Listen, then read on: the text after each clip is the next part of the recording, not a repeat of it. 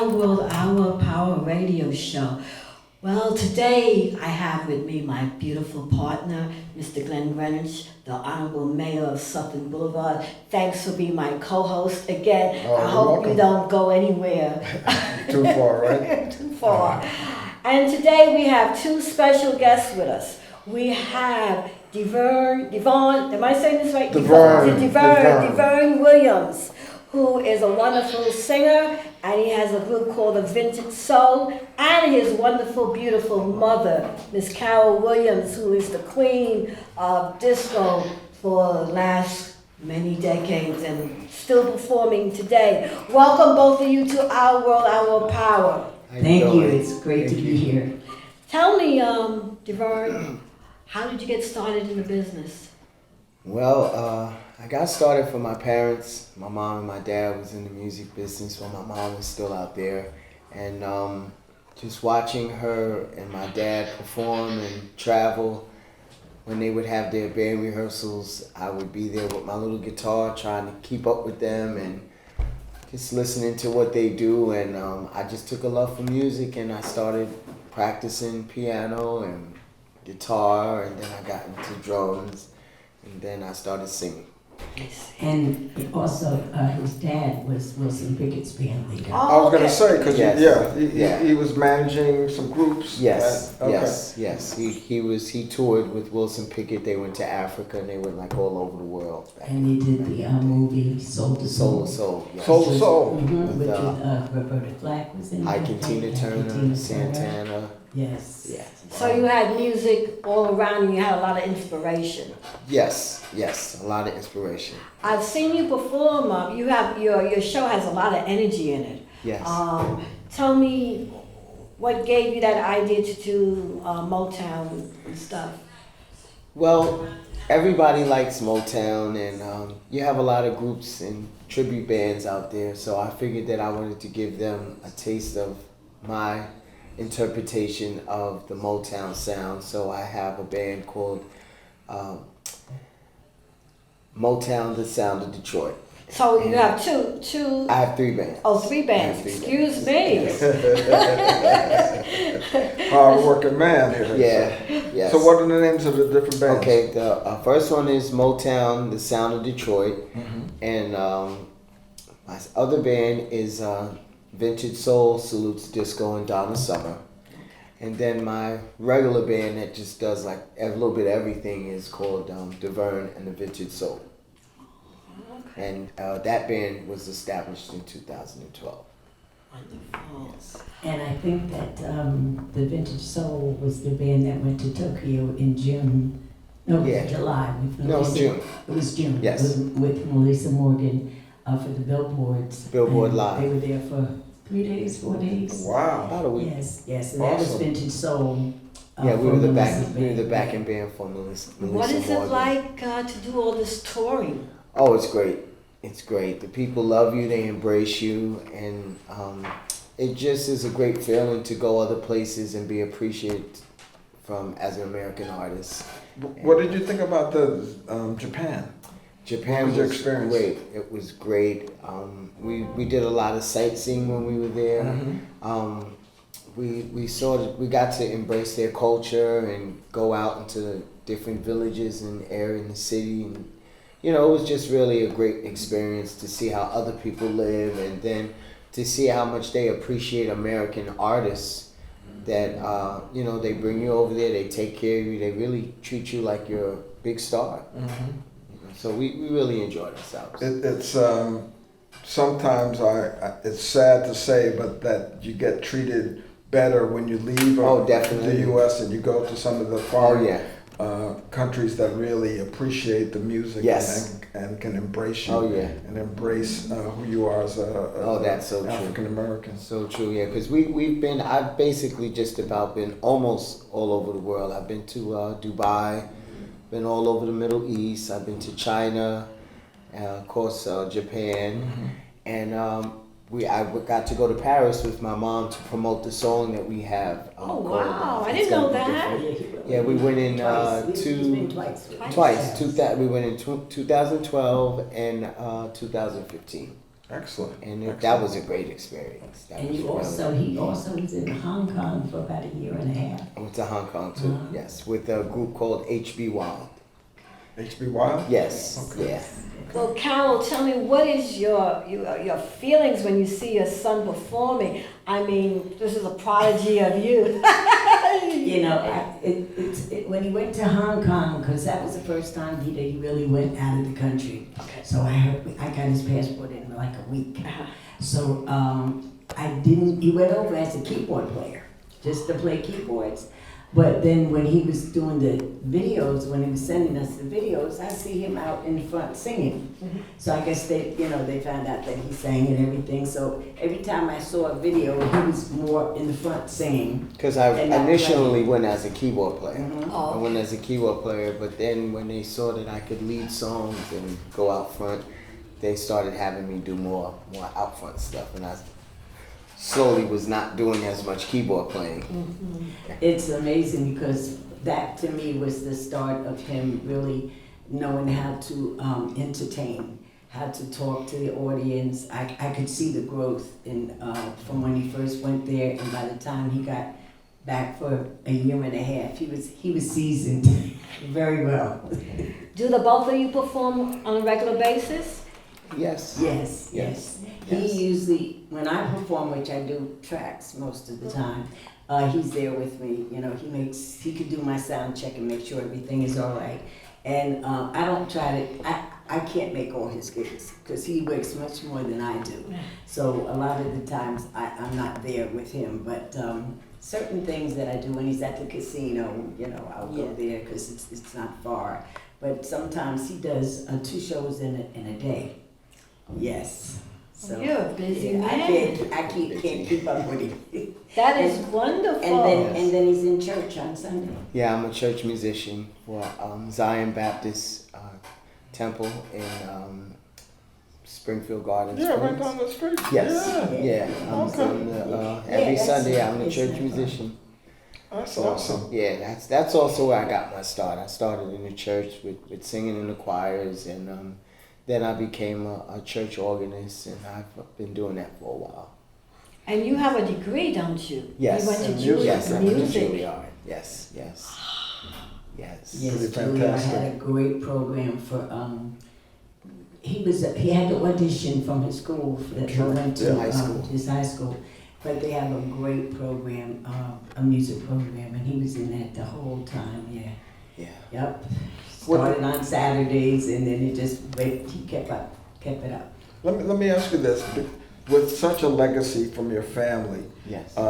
do you feel that really enabled you to widen your talent and to be able to do multiple things? Because there's a lot of musicians out there that are somewhat kind of single-tracked and can only do one, maybe 2 things. Right. And, you know, you can do multiple things Yes. and well, too. Yes, that is all definitely from my mom and dad, from having the training and watching them and seeing them tour, and you know, it gave me an incentive to learn how to play more than just one instrument, you know. So I got kind of into everything, and then I got into the producing end of it and writing. And I know how to engineer and, you know, work in the studio and stuff. So you really know the entire industry, so that Yes. you know when somebody's not doing what they're supposed to Right. be doing, and you can check them. Yes, that is very true. It's really important for our young listeners who are coming up Yes. to understand all of the aspects of music production. Yes. You know, people like to focus on being out front, but there's more to it. Very much behind the And- scenes. That's so important. Yeah, you know, and what because you're saying is- that's the nurturing of what happens once you make it is the behind the scenes. Yeah. Yep. One of the guys, we do the Air Train Jazz on Sutphin Boulevard, and one of the guys from James Brown band, Wow. he played with him, and he talks about how meticulous James Brown was with his band. He didn't read music necessarily, but he had an ear, and he could tell you, hey, you exactly played what the he note wanted. was off, and this was, and really engineered the thing. So I hear that in you. Yeah, you know, I've been told that I can be on the stage, and it could be a 10-piece band, and I could be singing, and if one person hits a wrong note, I could like spot them out very quickly. So yeah. Carol, I know you did work with James Brown. I opened up for him at Lehman College. Yes. And what experience was that like? We had a sound check and everything, and before we actually performed, James Brown was he was standing on the side, I think, listening to our sound check. And I went over to him, and of course I introduced myself, and I was young, and he called me ma'am. He said, yes, ma'am. And I said, oh my God, it makes me feel so old. It's like I'm a man. And very nice gentleman. Talked very nice. We talked a little bit about the music and the show and everything. He was very quiet kind of type. But when he gets on that stage, that other side of him just comes out. But yes, he's very, very nice. I would like to ask both of you the same question. I know, especially for you, Carol, you played with a band. I mean, years ago, that was how it worked, the band. Yes. And you have also played with bands. Yes. Tell me, what is the difference feeling with a band or a track? What's the big difference? And start with you, Carol. Okay. It's a big difference. Yes. I mean, even though your track is exactly the music that was played when you recorded, and you might have had 50 pieces, violins and the string, all of that, everything, horns, the rhythm section and everything, and it's what you're used to hearing because it's on the album. But it's nothing like when you actually are there with a band, even though it's only maybe 4 or 5 pieces, you're not going to hear everything you hear from your track. But you have everybody is like, you feed off of each other. There's people on that stage other than you that you feed off of. So, when you hear the drummer really kicking it and that bass player, it's like it just gives you that oomph, that little other oomph to just do what you do. And I like working with the band. I've done it for years. But it's sometime in this business, it's just easier for everybody around to do the tracks because it's very costly to have the whole band. Yeah. Well, what I like about the live band is that if you're on stage and you're doing a show and you're feeding off the audience, you got the audience going crazy now. If you have a track, the track is gonna go and it's gonna play from the beginning to the end, and that's it. But with the live band, if you feel a certain way with the audience, you can actually break the band down. I might say, okay, well, I want to get this guitar player or the keyboard player or solo. I want to make everybody be quiet and make the audience sing. Those things you can't really do with a track. So it's more personable and more of a interaction between the crowd and the band, where you can really feel the mood of what you're doing, and I think that's great. Now you work at Resort World Casino very often. Yes. I know you're a big hit over there. Yes, yes. And I like to give a shout out to my agent that keeps us working there, Michelle Akata. She's been giving us many dates there. And also Angela from the casino, shout out to her, because they take care of a lot of talent and they keep us coming in there and performing and letting the people see what we do. That's wonderful. Yes. And tell me, what advice would you give to the young artists coming up today? I mean, you're very diverse. You know music. I mean, because you went to school for it, and you got a degree in it, and you're so multi-talented with different things. Yes. Tell me also about the business. Everybody gets caught up in the music, but tell me about show business. Yes. I think nowadays artists are more aware of, as far as being involved as a writer, producing, and as far as knowing the business end of researching, looking up things to know that what's the right areas that you need to go when you have a record deal, to make sure that once your music is out there that you're properly getting paid for it.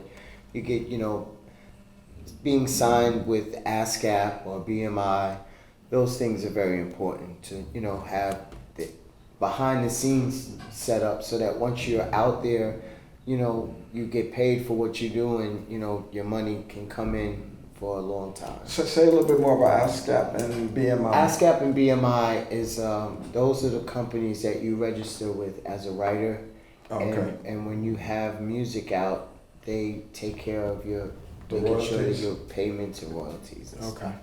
Yes. So as a young artist, you would definitely, those are the two places. Yes, you should definitely, as a writer, you should register. Definitely register. Okay. Yes. And Carol, how was that different now when in the 70s, in the 80s? Well, it's always been there, but a lot of people didn't know it. A lot of people, a lot of writers would write, and they just want to get their songs out there.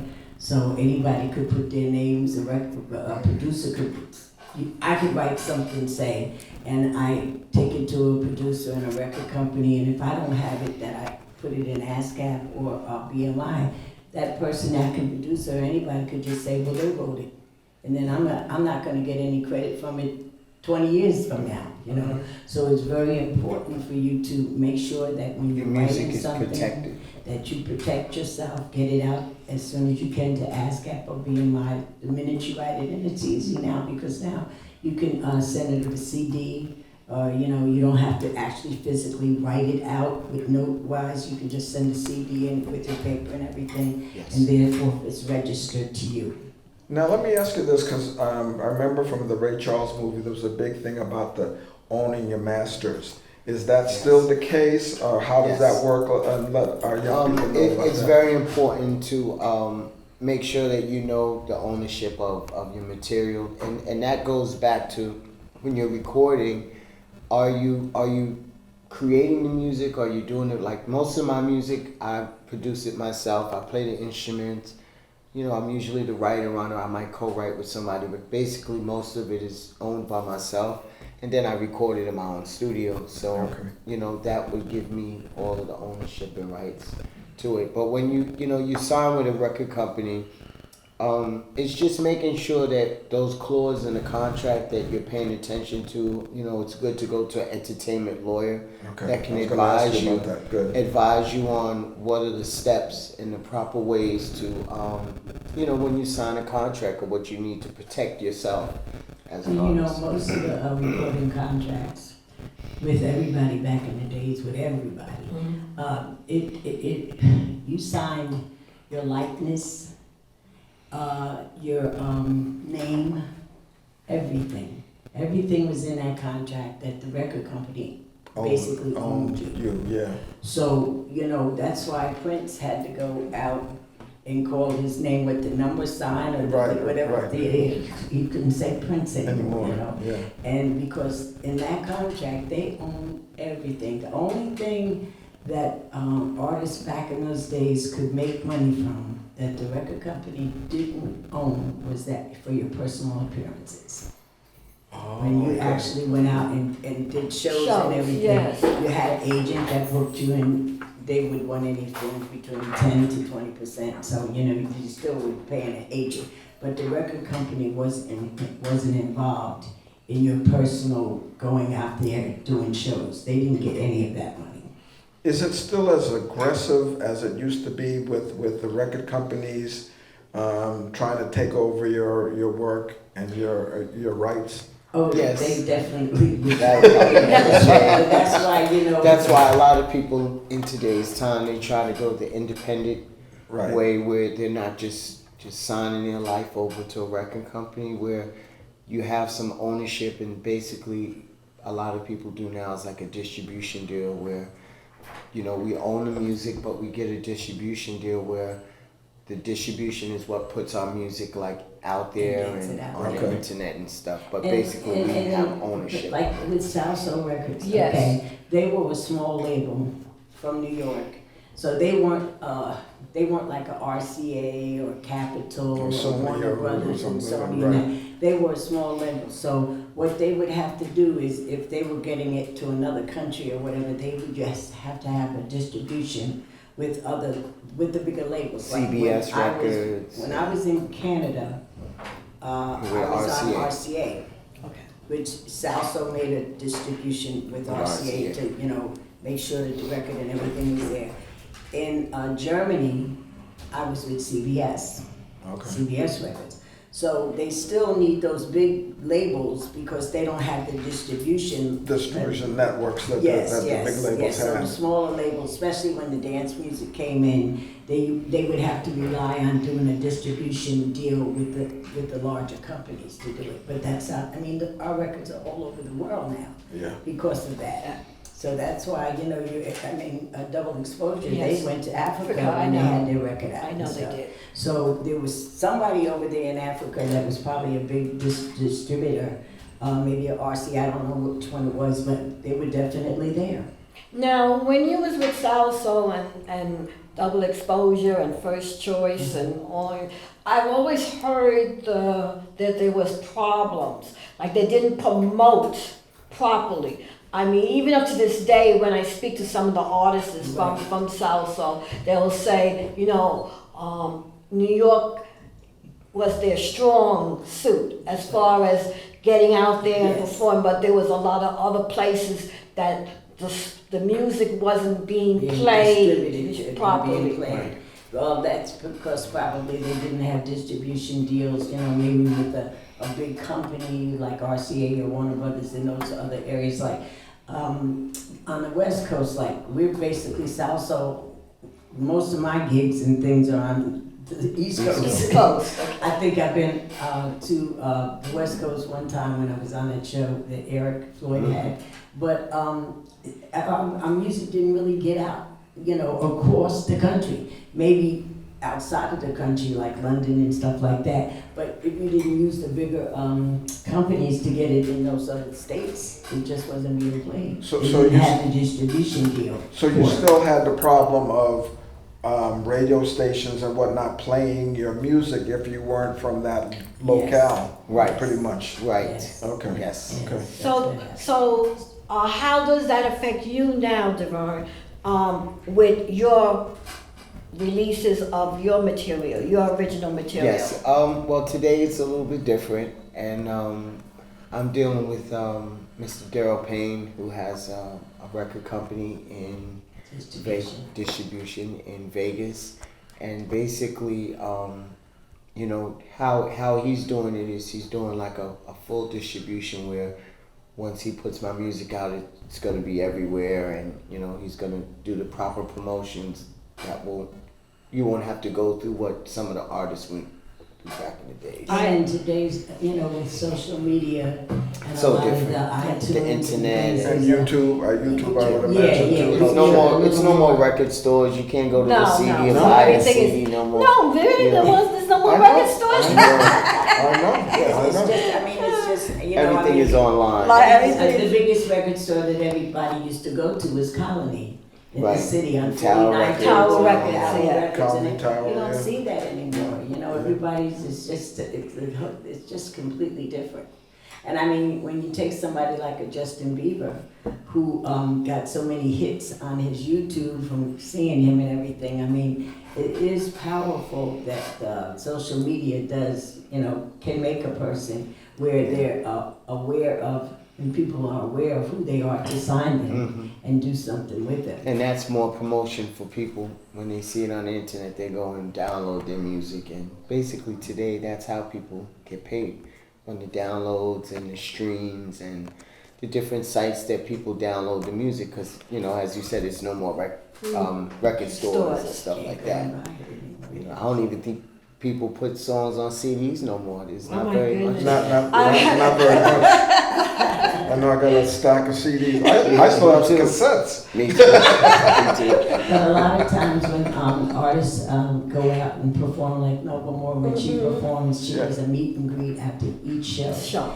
And people that come with the albums that they, have throughout the years of hers. And she also sells her CDs, and she takes pictures, and it's great because it lets people know that she's she's still here. She's doing a lot of stuff. Yes, she is. So it's good promotion to be able to meet and greet the people after the shows, to let them know, where you're gonna be. They can go on online to find out everything that you're doing and what you're doing and where you're gonna be. So. Do you have new material that's out? I heard you did. Yes, I do. Let's talk about it. My new song that I just recorded. It's called "Take the Job," and we're preparing to do our release on the internet with Spotify, iTunes, and all of the different places that you can download music. And I'm doing that with Mr. Daryl Payne of Classic World Entertainment. And I produced the song. I co-wrote it with my little brother Manny Rebel, and I did the music. And it's it's a lot different than the song that I had when I first started out. But And what was that called? That song was called "I'll Be," and that actually came out in 1996. Wow. Yes, and Wow. that song got me on a lot of open mic tours. I was the only R&B artist on the Rough Riders tour with DMX. Okay. And a lot of different artists at that time, and I got to meet. I went to Hot 97 back then, BLS, 98.7 Kiss. Sure. I did a lot of things, and as an up and coming artist that time, that song was the song that kind of pushed me out to to be recognized at that time. So, but we're gonna come back even stronger with the new song. I also heard that you have a studio at home. Yes. Is that where you do all do. your wonderful work? Yes, and we have a lot of young artists that's in the neighborhood that are recording in my studio. Actually, one of the artists, his name is Bugsy. Maybe he can do an interview with you one time. Sure. But he was just on Hot 97, and he has a lot of music, and he's very popular on the internet and YouTube, and his music is all the kids There's a buzz about Buzzy. screaming for him when he goes around and does his shows. He has a following. So we're trying to not just do my music, we're also trying to create and help make young stars, and some of the kids out of the neighborhood, we want to give them an opportunity to come somewhere and record and do their music and stay out of trouble. Oh, that's wonderful. Yes. So, and one of the great things about it is a lot of the kids that come, rappers or singers, they come and they see DeVerne engineer. He's taught them. We have two great engineers, and they're only 19, 20, 21. And right now they're in the studio now recording, because they know, I guess it's the time of, social media, and the kids, a 5-year-old knows how to do the phone. yeah, they So sure I do. think iPads. The And the iPad. iPads, yeah. Right. And the kids just, because when we first got the studio, I said, oh, DeVerne, you could teach me how to, engineer. I think I should know how to do that, and it's much easier than how it was when I was recording with the big board and everything. Right. We use Pro Tools. Yeah. I looked at all that stuff he was doing. I said, there's no way. I can't even do my phone that well. I agree with you, Carol. I left that alone. No. I left that alone. Well, let me ask you this. Where do you see, given that you've been in the business so long, where do you see it progressing to? Where is it going to be in 5, 10 years? I don't know. Yeah, I because don't with know. the technology, it changes so much. yeah, It with the changes so technology much. being infused, Yes. it's hard to say about anything where the technology is going to change, Yes. and I would think music it's even more so. amazing. I mean, when I think about when I first recorded, it wasn't a lot of tracks. When I recorded with RCA, when I was with a girls group, we had to all do everything together. The singer, somebody was conducting, the strings, everybody together. And So if if one somebody person made a messed up, mistake, you had to do start it all over again. again. By the time I got to Salso and Sigma Sounds and everything was different, because you could do it on tracks. The band could come in and put all the music down. You didn't even have to be there. And then after all the music was down, then you went in and you did your backgrounds and your harmonies and all your leads and everything. It was completely different. And it's still, even when we have our studio, it's even easier to me than it was at Sigma Sound. Yes. You know, Definitely because you is. can double your tracks. It's just so many things that you can do. You could do a record in one day. So now, my thing is, does that make you less professional? Because with all the technology, you know, when you went into the studio, I remember being in the studio when Double Exposure was laying down 10%. Okay. All right, and Newsy Neighbors and stuff like that, and it was a work of art. I mean, it was they stopped and they, you know, Yep. I was like, I used to be in awe. I was like, oh, this is how this is done, you know. I took a girlfriend with me that, you know, she loves music, but she'd never been in a studio. And I took her, I think it was Powerhouse Studio, and we were doing something, laying down something. It was me and two other girls. And I mean, it's if you really have to like music to enjoy it, because she was so tired. It's a lot. It's very tedious. It's a lot She of said she never wanted the to same go thing to over another again. no. You know, because you're perfecting it. You're perfecting it. Yes. It's making sure every part is right, every note, every background, every instrument. So it's a lot of times when you bring outsiders in, it's like they don't know what they're hearing. They just feel like they hear the same thing over and over and over again. You know? Do you know when you hear a hit? I would say yes. Yes. Yes. Did you know when you was doing your recording that certain songs was going to be a hit? You came up with the idea of doing your song more. Yes. I think so. I think, you know, when you take it from, it's like, you know, a newborn baby, and you just take it through different things, and then when you finally hear the finished product, it's like, yeah, you know, we're on the right direction, I think, for putting this out or whatever. And then you have to figure out what song to put out. But I think you kind of know a little bit when you hear it. That it's gonna do it. So what's next for you? What are your plans for, say, the next 5 years? What do you think you're gonna be doing? What you're gonna be working on and so forth? More touring, more performing, just getting more music out to, I guess, more mainstream, where people know who we are and what our music is about. And more production, more working with artists in the studio, and just in all, just keeping up with everything that's going on. Do you? I know you said that you work with the community. Yes. Because you know there's a lot of young folks, as you were saying, they want to get into the business, but they need a constructive person to guide them. Yes. And do you see yourself as Definitely. Yes. Definitely. I'm very in tune with the young talent, and you know, nurturing them and giving them an outlet to come and express their music, because not everybody can travel to the city and go to the big studios that cost $200 and $300 an hour. So we offer something at Vintage House Studios where we can get some of the young kids to come in and they can still pay for studio time, but it not be so outrageous that they can't afford it, and still give them a place where they can leave with a professional sound that sounds equivalent to going to a big studio. Okay, now how can people reach you? And when is your next show and so forth and so forth? Next Friday I will be at KJ Farrell's in Long Island with Nikki Torres, and we have a band together called Party at the Disco.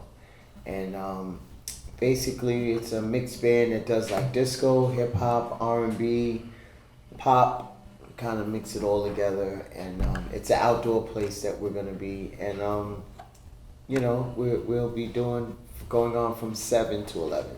Oh, Do you okay. have the Yes. exact address? I don't have the address. Okay, but you know what The name of the place is called KJ Farrell's. They can Google it. Yes, Mhm. in Belmore, Long Island. Okay, that's all they need for that.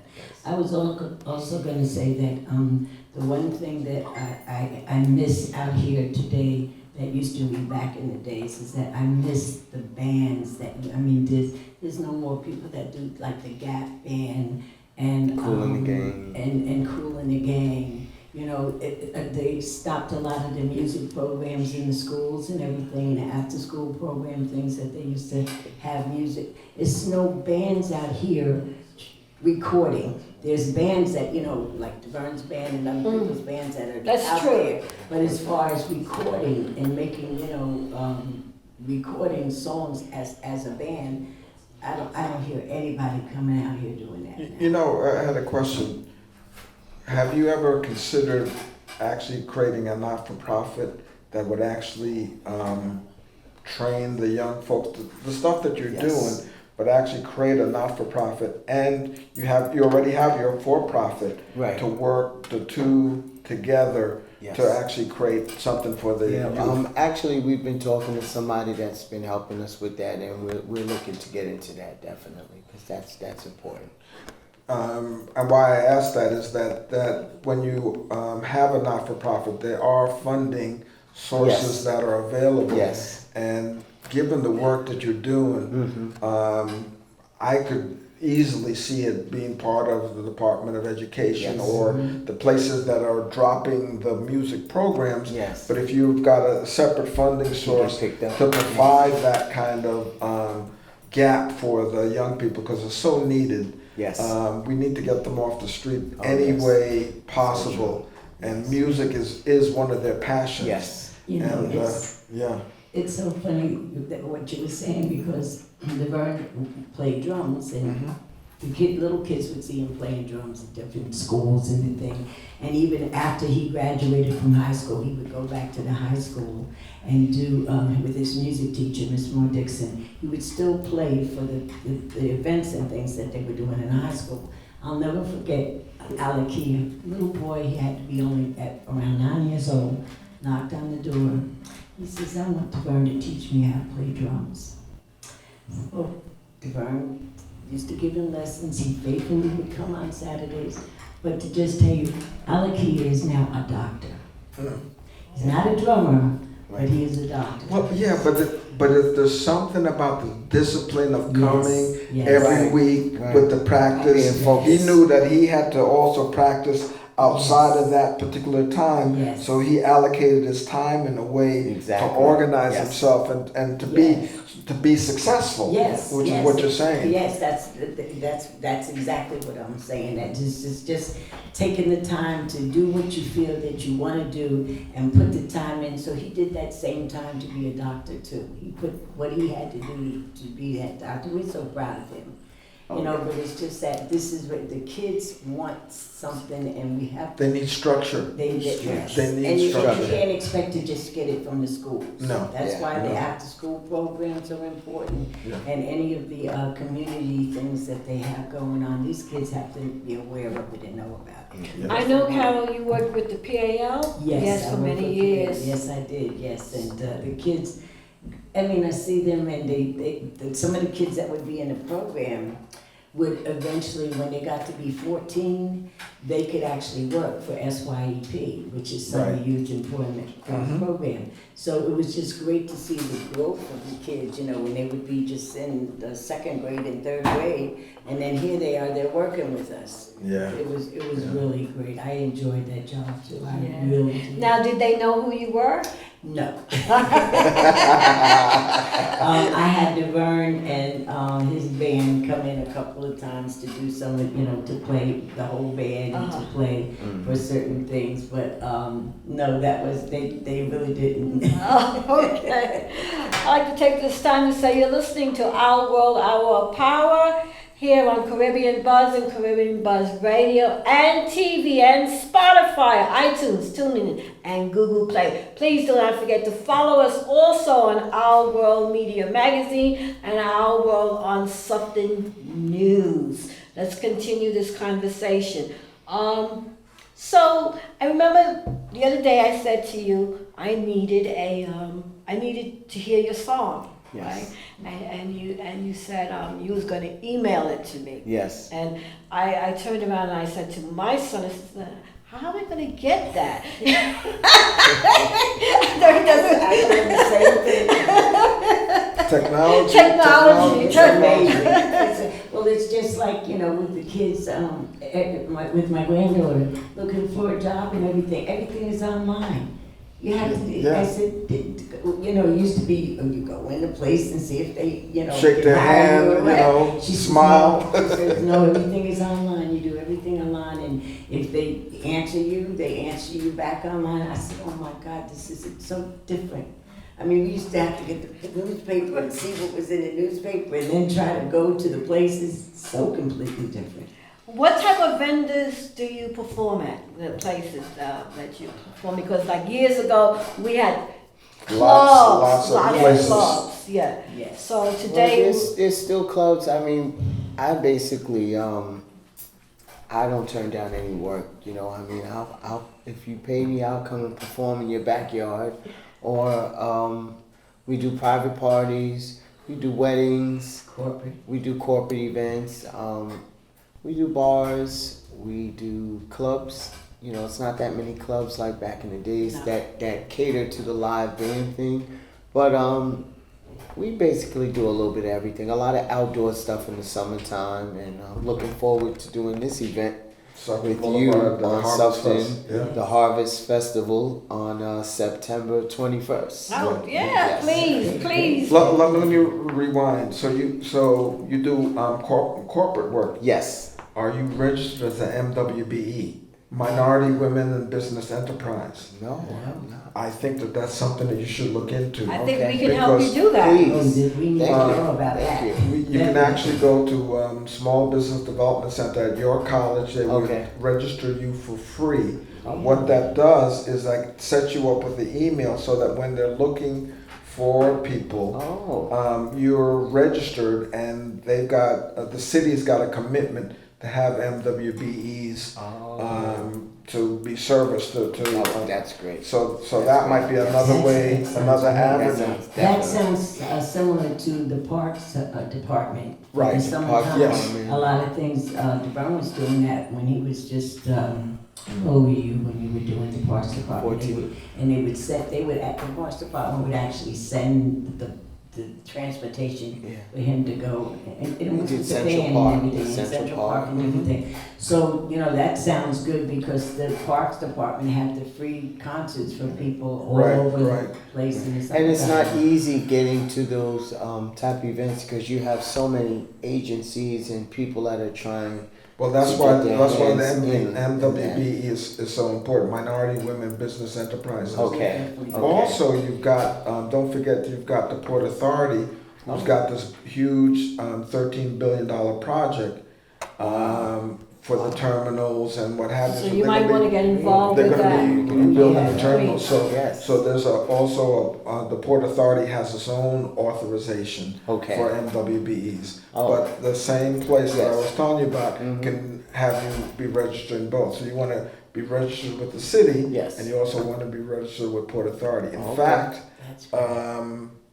Belmont has got a big project, a $1 billion project that's coming up as far as I understand as On my well. racetrack? Yeah. Oh, And they're we doing live our right house. around the corner from Yeah, that. right. I think they're gonna make a casino there. Yeah. So they're Yeah. gonna do what Aqueduct did, basically. I think so. Like That's what it they sounds said. like. What? So Yes. that's something that you know, We Yeah. do that might be, definitely. them MWBE might be Right.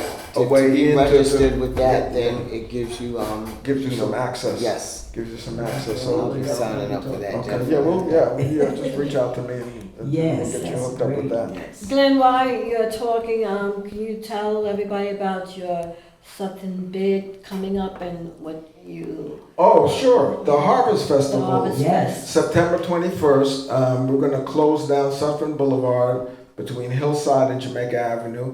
Last year we had about 10,000 people come out and over 100 vendors, so we're looking to do better than that this year. We've got live entertainment.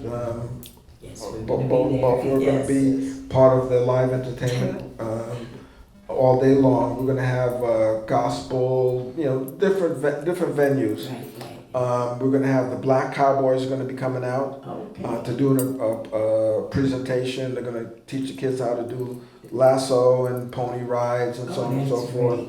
And so there'll be a lot of food, a lot of merchandise, and we're just going to look to have a really great family day. We're going to have the bouncy houses there and so forth, so the kids, you know.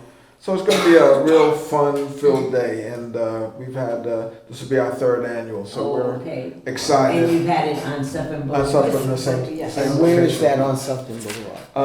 Well, we're going to have the stage right in front of the Supreme Courthouse. Oh, so that's by Hillside. Yeah, between Hillside and Jamaica, yeah. Nice. So we're gonna, so no buses, that's all gonna be walking. Blocked off. Blocked off. Okay.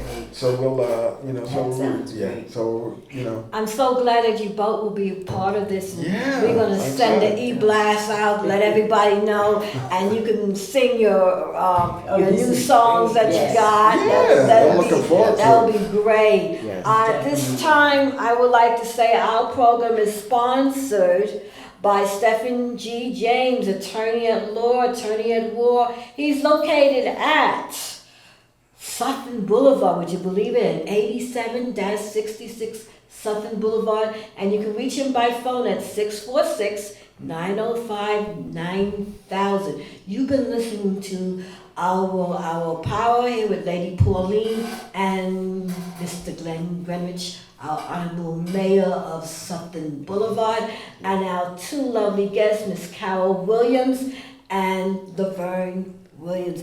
Thank you both for being on our This has been world. great, yes. We enjoyed it. Yeah.